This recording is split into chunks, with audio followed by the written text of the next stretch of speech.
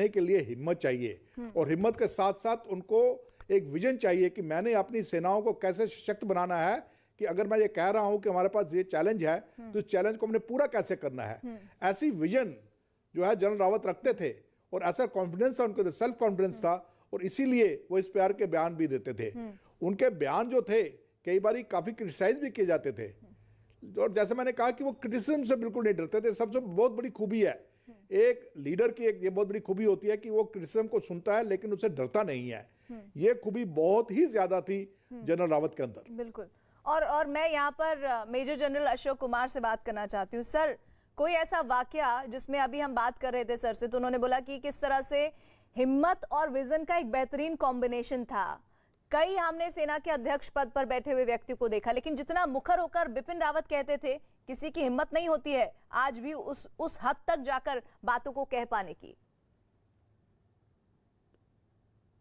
मैं आपका ध्यान एक पुराने रेसलर मोहम्मद अली के एक स्टेटमेंट की तरफ दिलाना चाहूँगा, जिसमें वो कहते थे कि इसमें कोई बुराई नहीं है कि अगर आप बेस्ट हैं तो कह सकें कि हम बेस्ट हैं, या कोई भी ऐसा सच जिस पर आप कन्विंस्ड हैं उसके जो भी इम्प्लीकेशंस हैं उसको कहने में कोई संकोच नहीं होना चाहिए।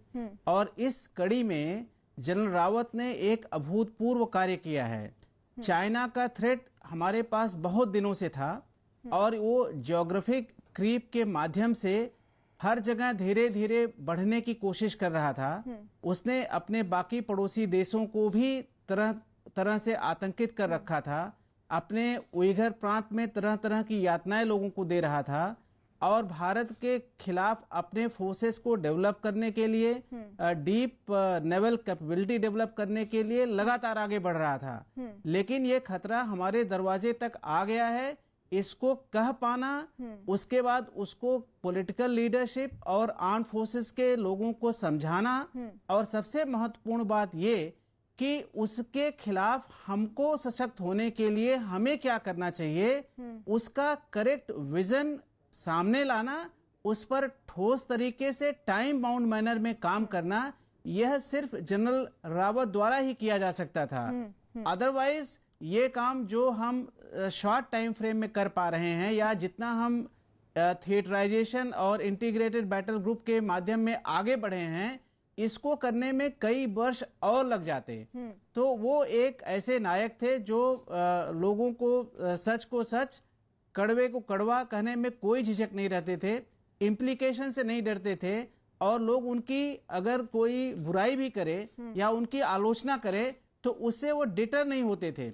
अगर उनका कन्विक्शन था कि राष्ट्र के लिए, आर्म फोर्सेस के लिए यह पर्टिकुलर चीज अच्छी है, तो वो सारी एनर्जी को संयोग करके उसी तरफ लग जाते थे। जी, और यहाँ पर ब्रिगेडियर विनोद दत्ता, इस बात का जिक्र जरूर होना चाहिए कि सीडीएस होते हुए किस तरह से तीनों सेनाओं में एक सामंजस्य बनाए रखना और उनकी बातों को न सिर्फ सुनना बल्कि किस तरह से जो कमी है उसे दूर करते हुए सभी को साथ लेकर चलना, ये खूबी थी बिपिन रावत की। देखिए, बिल्कुल आपने ठीक उनका आकलन किया है, क्योंकि सीडीएस का जो रोल है वो क्योंकि वो खुद सर्विस चीफ रहे हैं सेना के, वो थोड़ा सा एक हायर पेडेस्टल है, क्योंकि उनको जब वो किसी भी सर्विस के जो बेस्ट प्रैक्टिसेस हैं या जो ऑपरेशनल इम्परेटिव्स हैं, उनको जब देखते हैं तो उनको थोड़ा सा एक एरियल व्यू से उसको देखना पड़ता है, और उन्होंने उसका सही आकलन किया।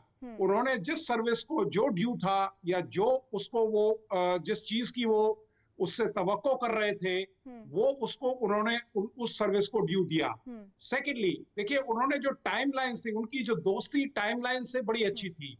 कई बार कई लोग उनका विरोध करते थे कि सर इतने समय में ये कार्रवाई पूरी नहीं हो सकती, या ये जो आपने जो डायरेक्शंस दिए हैं ये पूरे नहीं हो सकते। तो he always used to say nothing is impossible. We have 24/7 we are prepared. We have all the resources and that's why we are part of Indian Army. तो इस तरह की जब थिंकिंग हो और इस तरह की जब सोच हो और जब आपके लीडर इस तरह से सोचते हैं तो कोई वजह नहीं हो सकती, क्योंकि आपकी जो आर्मी है वो why it will not march ahead। और उन्होंने देखिए जिस चीज का उन्होंने सृजन किया, जिस तरह से उन्होंने ऑपरेशनल इंपेरेटिव्स को एक सूत्र में बांधा, और आप ये देखिए चाहे वो एयरफोर्स हो, बीच में आपने देखा होगा कि एयरफोर्स के साथ थोड़ा सा उनका थोड़ा सा परसेप्शन के बारे में डिफरेंस था, क्योंकि थिएटराइजेशन में, लेकिन उन्होंने एयरफोर्स को भी बड़े खूबी से कन्विंस किया कि ये नेशनल एसेट्स की बात है, इसमें किसी सर्विस के इंटरेस्ट की बात नहीं है। क्योंकि जब हम देखिए लड़ाई में जाते हैं तो इंडियन आर्मी में दो चीजें होती हैं। हमारे यहाँ कोई रनर्स अप प्राइज नहीं होता कि साहब भारत पाकिस्तान का युद्ध हुआ था और हम सेकंड आए। हमारे यहाँ रनर्स अप प्राइज कुछ नहीं है। हमारे यहाँ we are mission oriented organisation, और वो उन्होंने सेना में कूट कूट के लोगों में भरा, चाहे वो ब्रिगेड कमांडर थे, चाहे वो जीओसी थे, मैंने उनके साथ काम किया है जब वो जीओसी थे, चाहे वो कोर कमांडर रहे हों, आर्मी कमांडर रहे हों, या chief of the army staff, और बतौर सीडीएस। तो ये बड़े कर्नल शैलेंद्र सिंह जी, एक बहुत सारे बच्चे जिनको फोर्सेस में जाने का बहुत वो चाहते हैं कि वो जल्द से जल्द सेना से जुड़ें, ऐसे बच्चों के लिए जो आज की खबर को देखकर बहुत आहत होंगे और बहुत दुखी भी होंगे, उनको बिपिन रावत सीडीएस से क्या क्या बातें हैं जो सीखनी चाहिए, जो इस सेना से जुड़े हुए कार्यों में उनको आने वाले दिनों में मदद करेगी? क्योंकि एक बहुत बड़ा धक्का है, सिर्फ सेना के लिए नहीं बल्कि पूरी दुनिया के लिए, खास तौर पर हमारे मुल्क के लिए। बच्चों के लिए बिपिन रावत जी का खोना हमारे लिए झटका बिल्कुल नहीं है। हमारे बच्चे और मोटिवेट होंगे कि ये है वो आदमी जहां तक मुझे जाना है, ये है वो आदमी जिसके स्टैंड, चाहे वो गवर्नमेंट को पसंद आए या ना आए, गवर्नमेंट के बहुत अच्छे रिलेशन चल रहे थे चाइना के साथ।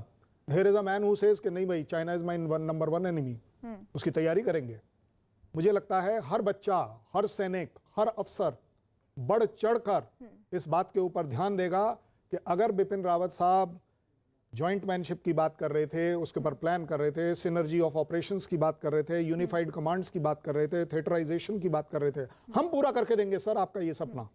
ये ग्राउंड पर होकर रहेगा, ये हमारा आपको प्रॉमिस है, ये हमारी आपको श्रद्धांजलि है। हम आपके जाने का दुख नहीं करेंगे, हम आपके द्वारा लिए गए हर वो स्टेप, आपने बोला Galwan, I will make sure मेरी इंडियन आर्मी अगले बार गलवान इंसिडेंट्स में क्या करेगी सर, वो करेगी जो आप हमेशा चाहते थे, जिसके ऊपर आपको, मेरे देश को फक्र होगा। बच्चे भी इसी तरह, बच्चे भी इसी तरह बहुत बहुत फक्र करेंगे कि यस, हमने वो काम करा, हमने वो फौज ज्वाइन करी जो बिपिन रावत साहब वाली फौज। ब्रिगेडियर अनिल गुप्ता जी, मैं आपके पास आऊंगी, और हमने कितनी बड़ी हमारी क्षति हमारे देश के लिए हुई है, लेकिन जाते जाते भी बिपिन रावत बहुत कुछ सिखाकर हमें गए हैं, उस पर भी हम आगे आपसे जरूर बातचीत करेंगे। एक ब्रेक हम ले रहे हैं, जल्द लौटते हैं।